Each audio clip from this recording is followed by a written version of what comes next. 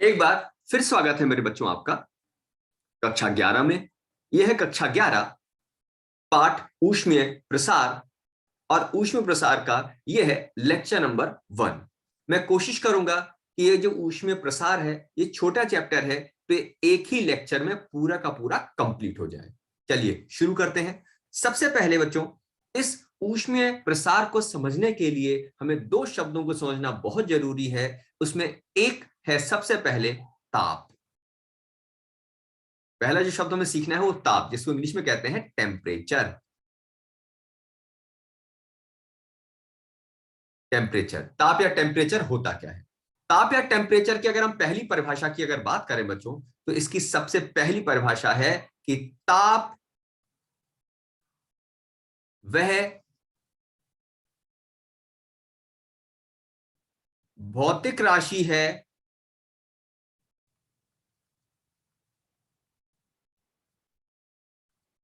जिससे किसी वस्तु के गर्म या ठंडा होने का एहसास होता है। लेकिन ये जो परिभाषा अक्सर कही जाती है ये पूरी तरीके से सेटिस्फाइड नहीं होती, तो इसीलिए यहां पर हम एक और परिभाषा का उपयोग करेंगे। ताप की एक और परिभाषा, ताप वह भौतिक राशि है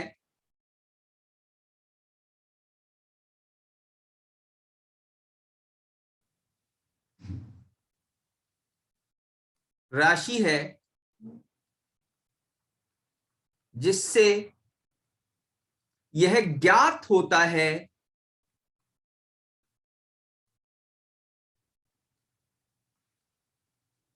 कि दी गई वस्तुएं अथवा निकाय तापीय साम्य में हैं अथवा नहीं। यानी ताप, ये सबसे अच्छी डेफिनेशन है। ताप वह भौतिक राशि है जिससे मालूम चलता है कि दी गई वस्तुएं तापीय साम्य में है अथवा नहीं। कैसे? इसको एक मैं उदाहरण से भी सिखाता हूं मेरे बच्चों को। जैसे मान लीजिए मेरे बच्चों, ये दो वस्तुएं हैं और ये दोनों वस्तुएं एक दूसरे के संपर्क में रखी हैं। एक का नाम ए है और एक का नाम बी है। तो इसका ताप 120 डिग्री सेंटीग्रेड, उसका ताप 100 डिग्री सेंटीग्रेड। तो तापीय साम्य का मतलब होता है ऊष्मा एक जगह से दूसरी जगह नहीं जाएगी। तापीय साम्य का मतलब होता है ऊष्मा का संचरण, इधर से उधर जाना बंद हो जाना। लेकिन यहां पर आप देखोगे कि इस स्थिति में क्या है, दोनों संपर्क में रखे हैं और ऊष्मा इधर से इधर जाएगी। तो हम पूछेंगे कि क्या ये भाई तापीय साम्य में है? तो आपका आंसर आएगा तापीय साम्य। उत्तर आएगा नहीं है। फिर इस प्रश्न को दोबारा पूछा जाए, ये दो वस्तुएं हैं, एक दूसरे के संपर्क में है ए और बी, और एक का ताप है 100 डिग्री सेंटीग्रेड, एक का ताप है 5 डिग्री सेंटीग्रेड। फिर पूछा जाए कि क्या ये तापीय साम्य में है? तो मेरे ख्याल से मेरे बच्चों का फिर से उत्तर आएगा कि भाई 100 से 5 डिग्री की तरफ ऊष्मा चली जाएगी। यानी फिर आएगा नहीं, नहीं है, ये तापीय साम्य में नहीं है। फिर आपको एक सिस्टम दिखाया जाए और कहा जाए अच्छा एक बार और देखो, ये ए है, ये बी है, ये 50 डिग्री सेंटीग्रेड, ये भी 50 डिग्री सेंटीग्रेड, और आपसे पूछा जाए क्या तापीय साम्य है अथवा नहीं? तो इस बार आपका उत्तर नहीं नहीं होगा, इस बार आपका उत्तर बोले हाँ ये तापीय साम्य में है। तो मेरे बच्चों क्या देखकर आप ये निर्णय ले पाओगे कि ये तापीय साम्य में है या नहीं? तो उत्तर आएगा, इस ताप को देखकर हम बता पाएंगे कि दी गई दो वस्तुएं तापीय साम्य में हैं अथवा नहीं है। तो इससे बहुत से क्या निकल के आया, देखो इससे अभी से परिभाषा समझ में आनी चाहिए कि ताप वह भौतिक राशि है जिससे यह ज्ञात होता है कि दी गई वस्तुएं अथवा निकाय तापीय साम्य में है अथवा नहीं। ये होगी ताप की परिभाषा। अच्छा, ताप की परिभाषा के बाद नेक्स्ट अब दूसरी जो सबसे इंपॉर्टेंट शब्द आ जाता है, ऊष्मा क्या चीज होती है, जिसे इंग्लिश में कहा जाता है हीट एनर्जी, या हीट बोल देते हैं केवल। हीट, ऊष्मा या हीट क्या होती है? तो ऊष्मा वह ऊर्जा है जो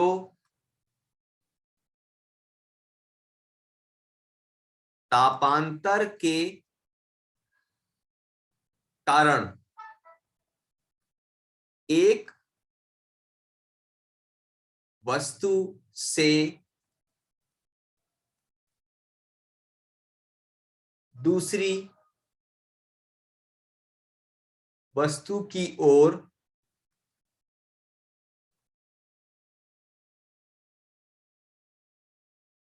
संचरित होती है। यानी ऊष्मा वह ऊर्जा है जो तापांतर के कारण एक वस्तु से दूसरी वस्तु की ओर संचित होती है, तो वो ऊर्जा कहलाती है बच्चों ऊष्मा। अच्छा, अब इसके बाद नेक्स्ट जो अपने पास सीखना है हम लोगों को, ये सीखना है तापीय प्रसार। अब तापीय प्रसार क्या होता है? सामान्यतः ऐसा देखा गया है कि जब किसी वस्तु का हम ताप बढ़ाते हैं तो उसके लंबाई, चौड़ाई, क्षेत्रफल, आयतन, इन सब में वृद्धि हो जाती है। तो ताप बढ़ाने पर विमाओं का बढ़ना, ये लंबाई, चौड़ाई, ऊंचाई विमाएं कहलाती हैं। ताप बढ़ाने पर भौतिक विमाओं का बढ़ना तापीय प्रसार कहलाता है। यानी किसी वस्तु का ताप बढ़ाने पर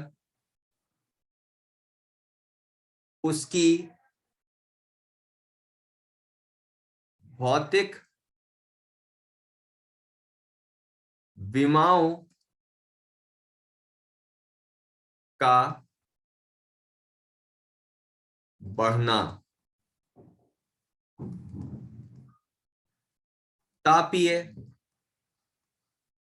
प्रसार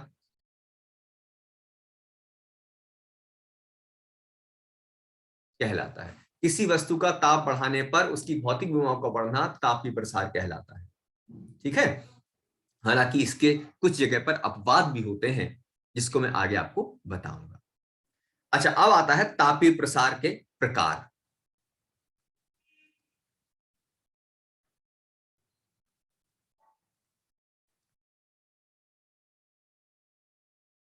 हम सबसे पहले बात कर रहे हैं यहां पर, अभी ठोसों की बात कर रहे हैं। पहले हम ठोसों की बात करते हैं क्योंकि द्रव में थोड़ी सी चीजें अलग तरह की हो जाती हैं बच्चों। तापीय प्रसार, तो जब इसके हम प्रकार की अगर बात करते हैं मेरे बच्चों, तो ये प्रसार तीन तरह से हम लोग बांट सकते हैं। एक कहलाता है रेखीय प्रसार,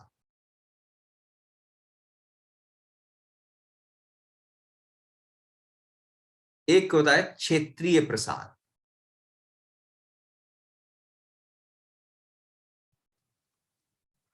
और एक होता है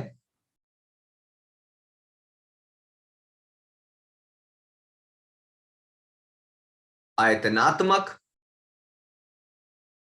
प्रसार। अब एक एक करके इनके बारे में सीखते हैं। सबसे पहले सीखते हैं, चलो, रेखीय प्रसार।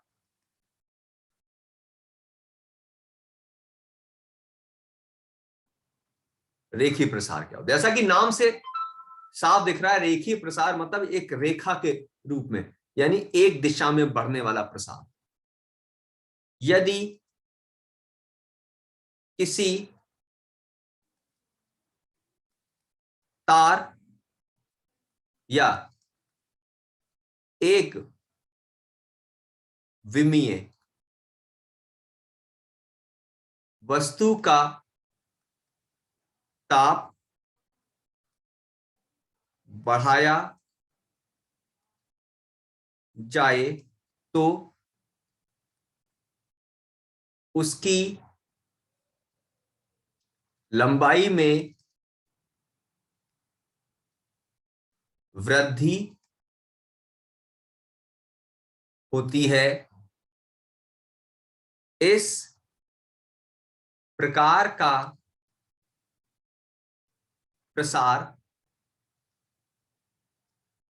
रेखीय प्रसार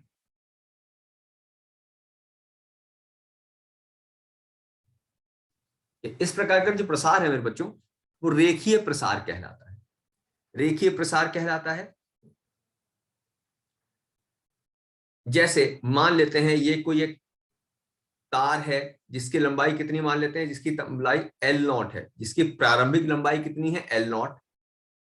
फिर हमने ताप बढ़ाया और ताप बढ़ने से इसकी जो लंबाई है वो L0 प्लस डेल्टा L हो जाती है। ताप बढ़ाने पर इसकी लंबाई L0 प्लस डेल्टा, यानी ये जो नई लंबाई वो L हो जाती है। तो बच्चों जो L होगा वो किसके बराबर होगा? L होता है L0 1 plus alpha delta theta.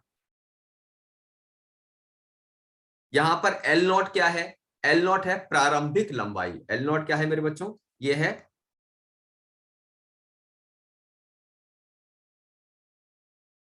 लंबाई।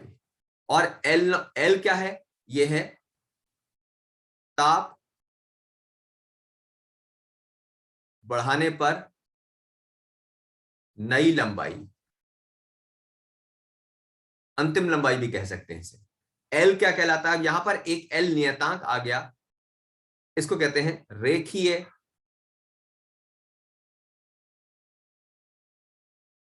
प्रसार गुणांक। और डेल्टा थीटा की अगर हम बात करें तो डेल्टा थीटा क्या होगा? यह है ताप में वृद्धि। डेल्टा थीटा क्या हो जाता है? ताप में वृद्धि। इसका मतलब मेरे बच्चों जहां कहीं रेखीय प्रसार गुणांक की रेखीय प्रसार की बात आएगी तो आप इस सूत्र को याद रखना, L0 1 plus alpha delta theta. ये रेखीय प्रसार के लिए यूज किया जाएगा। यहां पर एल्फा की अगर बात करें तो एल्फा को भी हम निकाल सकते हैं इसी सूत्र से। अगर हम एल्फा का मान निकालना चाहें मेरे बच्चों तो एल्फा के मान को कैसे निकाल सकते हैं? इसको ऐसे लिख सकते हैं L0 plus L0 alpha delta theta, मैंने ब्रैकेट ओपन कर दिया, L minus L0 equals to L0 alpha delta theta. L0 को मैं दूसरी तरफ ले गया, इसका मतलब हो जाएगा डेल्टा L, यानी परिवर्तन लंबाई में परिवर्तन एल्फा डेल्टा थीटा। यहां से अगर मैं एल्फा निकालता हूं तो यह आ जाएगा डेल्टा L बटे L0 डेल्टा थीटा। यानी इसको लिख सकते हैं delta L upon L0, L0 को थोड़ा ऊपर करके लिख दो, बात वही है। अब समझने वाला बात जो सबसे इंपॉर्टेंट पॉइंट आता है उस पर थोड़ा ध्यान दीजिएगा। यहां पर इसको क्या कहा जाएगा? डेल्टा L अपॉन L0 यानी लंबाई में होने वाला भिन्नात्मक परिवर्तन। ये क्या है? लंबाई में भिन्न, समझते हो? भिन्न मतलब ऊपर अंश, और जैसे 1/2 ये भिन्न है, जिसमें ऊपर भी लिखा है नीचे भी लिखा है अंश और हर, ये भिन्न कहलाता है। तो लंबाई में होने वाला भिन्नात्मक परिवर्तन,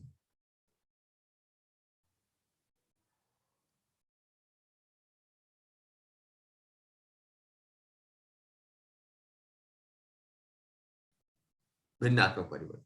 तो यहां पर रेखीय प्रसार गुणांक की परिभाषा कही हुई है, समझने वाली बात आ जाती है। रेखीय प्रसार गुणांक।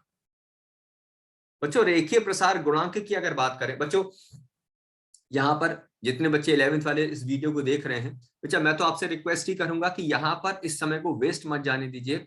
क्योंकि देखिए आपकी पढ़ाई चल रही है नहीं चल रही है, इसका सबसे बड़ा फर्क तो केवल आपको ही पड़ेगा, किसी और को कोई फर्क ज्यादा नहीं पड़ेगा। इसीलिए अपना समय वेस्ट मत कीजिए, जहां से जो संभव है अपनी पढ़ाई को जारी रखिएगा।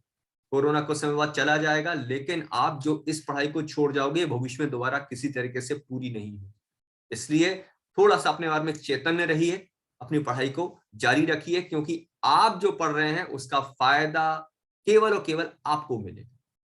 रेखीय प्रसार गुणांक, एल्फा को क्या लिख सकते हैं? तो एल्फा को लिख सकते हैं, एल्फा बराबर क्या हो गया? देखो डेल्टा एल बटे L not upon delta theta. अगर मैं डेल्टा थीटा को 1 डिग्री सेंटीग्रेड रख दूं तो सीधे एल्फा किसके बराबर हो जाएगा? Delta L upon L not, यानी लंबाई में होने वाला भिन्नात्मक परिवर्तन।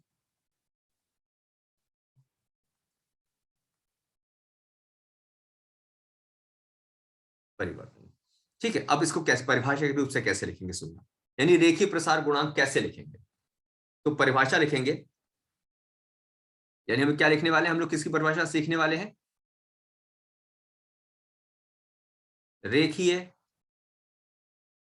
प्रसार गुणांक। तो रेखीय प्रसार गुणांक क्या हो गया? किसी वस्तु का ताप 1 डिग्री सेंटीग्रेड बढ़ाने पर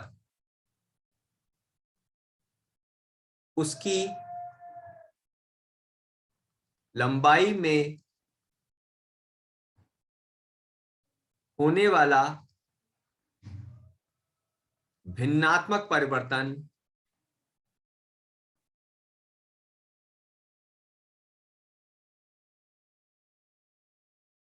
रेखीय प्रसार गुणांक के बराबर होता है। ठीक है बच्चों, चलो ये हमने देखो फिर एक बार समझ लो हमने क्या सीखा। बात आई रेखीय प्रसार की, तो किसी शॉर्ट में अगर बोले रेखीय प्रसार का मतलब किसी लंबाई में होने वाले परिवर्तन रेखीय प्रसार कहलाएगा। ताप बढ़ाया, लंबाई बढ़ गई, मतलब रेखीय प्रसार हो गया। ठीक है, फिर इसके लिए सबसे इंपॉर्टेंट क्या है? ये सूत्र एल बराबर एल नॉट 1+α डेल्टा थीटा। फिर यहां पर बात आई कि यार ये एल्फा कैसे निकालेंगे? तो ये जो पूरा पेज आप देख रहे हो ना, ये आपको मैंने समझाने के लिए बताया है। आप केवल यहां पर एल्फा का सूत्र याद रखना। इन सबको क्या कर सकते हो? इन सारे पोर्शन को यहां से लेकर और ये वाला जो पूरा पोर्शन है ना, इसको आप चाहो तो क्या कर सकते हो? आप चाहो तो थोड़ी देर के लिए अपने ध्यान से हटा भी सकते हो। ये मैंने समझाने के लिए बताया आपको, लेकिन इसको याद रखना। किसको? इसको याद रखना, परिभाषा को। ये एल्फा की बात होगी तो ये सूत्र क्या होगा मेरे बच्चों? Delta L upon L not और डेल्टा थीटा। इसको याद रखना, ये जरूरी है। ठीक है, अब रेखीय प्रसार के बाद दूसरी चीज क्या होती है? क्षेत्रीय प्रसार गुणांक। दूसरी चीज क्या हो जाती है मेरे बच्चों? क्षेत्रीय प्रसार। ये देखो और आसान लगेगा आपको। क्षेत्रीय प्रसार। अब क्षेत्रीय प्रसार क्या होगा? जैसे मान लो ये कोई एक क्षेत्रफल था, ठीक है, ये क्षेत्रफल कितना था? बोले ए नॉट था। बोले अब क्या किया? बोले इसका ताप बढ़ा दिया। ताप बढ़ाने से क्या हो गया? ताप बढ़ाने से ये क्षेत्रफल का मान, ये क्षेत्रफल यानी मान लो कोई शीट थी, प्लेट जैसी थी, ताप बढ़ाया तो प्लेट थोड़ी सी बड़ी हो गई ताप बढ़ाने से। ठीक है, तो अब ये हो गया ए। कब? ताप बढ़ाने पर।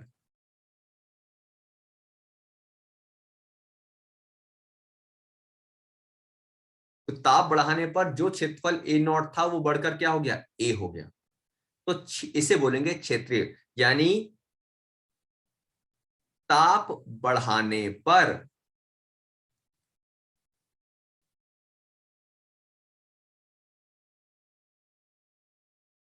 क्षेत्रफल में होने वाली वृद्धि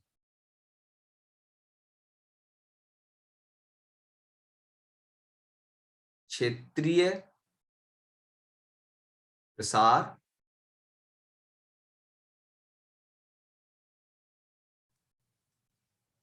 कहलाती है। ताप बढ़ाने पर क्षेत्रफल में होने वाली वृद्धि क्षेत्रीय प्रसार कहलाती है। ठीक है, अच्छा इनमें संबंध समझ लो। ए बराबर होता है ए नॉट 1 + बीटा डेल्टा थीटा। अब ए क्या चीज है? ये है ताप बढ़ाने पर नया क्षेत्रफल।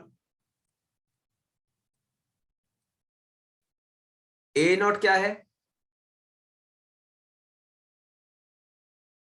प्रारंभिक क्षेत्रफल। और बीटा क्या है?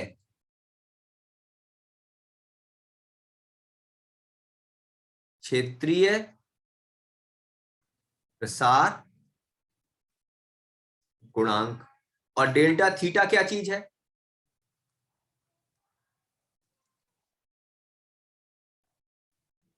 ताप में वृद्धि। ये डेल्टा थीटा क्या कहलाता है? ताप में वृद्धि कहलाता है। ठीक है, अब आ जाओ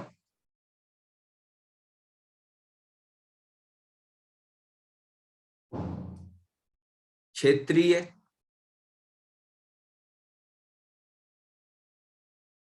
प्रसार गुणांक। अब क्षेत्रीय प्रसार गुणांक क्या चीज होती है? बीटा। तो बीटा का सूत्र याद रखो सीधे, डेल्टा ए बटे ए not delta theta.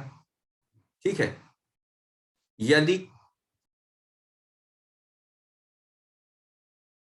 Delta theta को 1 डिग्री सेंटीग्रेड कह दें तो बीटा किसके बराबर होगा? और delta A upon A not क्या है?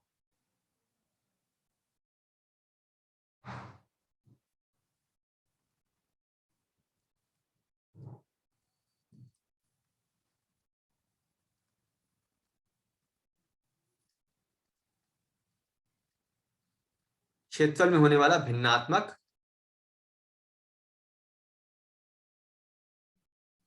परिवर्तन। अब सुनो कैसे इसकी परिभाषा बनाएंगे, सुनना।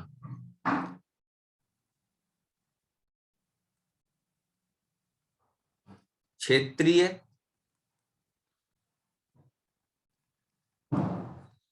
क्षेत्रीय प्रसार गुणांक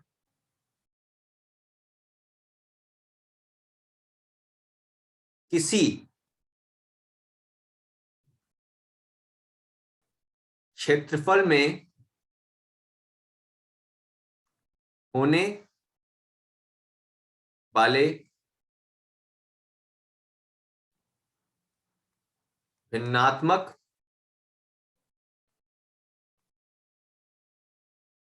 परिवर्तन के बराबर होता है,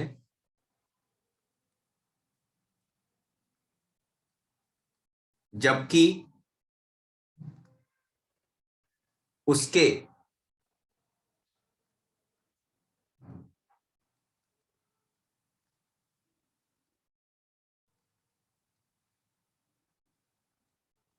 ताप में 1 डिग्री सेंटीग्रेड की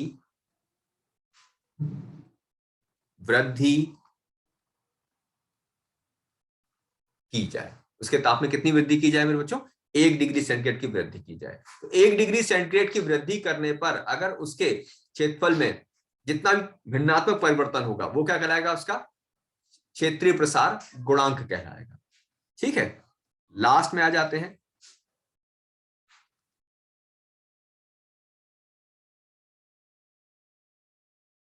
ये क्या कहलाएगा अपने पास?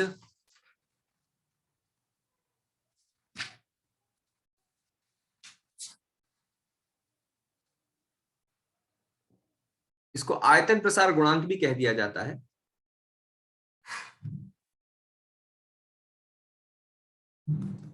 सबसे पहले आयतन प्रसार समझ लो। अब जैसे नाम से ही क्लियर है आयतन प्रसार, तो आयतन प्रसार में क्या हो जाएगा? देखो, किसी वस्तु का ताप बढ़ाने पर उसका आयतन यदि बढ़ जाए तो यह प्रक्रिया आयतन प्रसार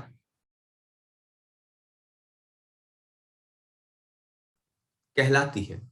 जैसे मान लीजिए ये कोई आयतन है V, और इसका हमने क्या किया, ताप बढ़ाया, और ताप बढ़ाने से ये आयतन पहले से बड़ा हो जाता है। प्रारंभिक आयतन था V0 और अभी आयतन हो जाता है V। V0 क्या है मेरे बच्चों, प्रारंभिक आयतन।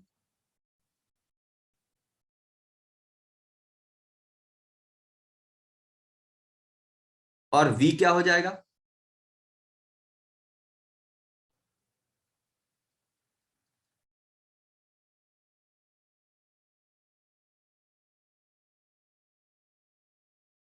ताप बढ़ाने के बाद आयतन।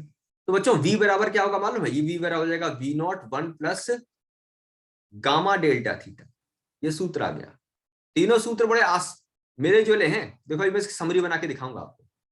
यहां पर गामा क्या कहलाएगा बच्चों, जो गामा आप देख रहे हो ये कहलाता है आयतन प्रसार गुणांक। आयतन प्रसार गुणांक की परिभाषा भी समझ लेते हैं।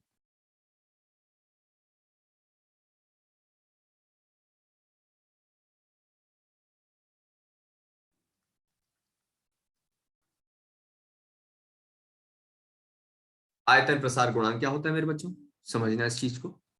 आयतन प्रसार गुणांक गामा बराबर होता है डेल्टा V बटे V0 डेल्टा थीटा।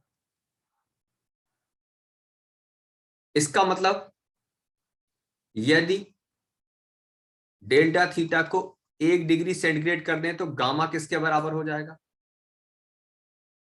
जैसा कि मैंने पहले सिखाया था, डेल्टा V बटे V0 क्या है,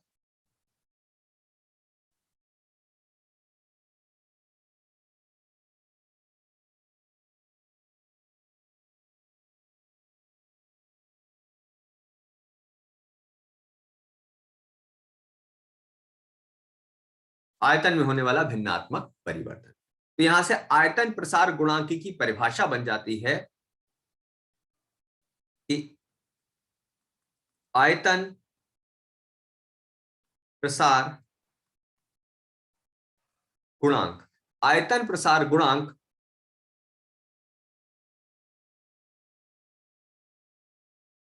आयतन में होने वाले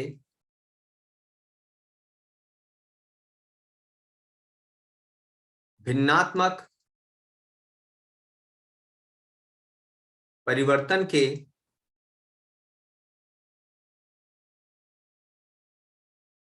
बराबर होता है, जबकि उसके ताप में 1 डिग्री सेंटीग्रेड का परिवर्तन किया जाए।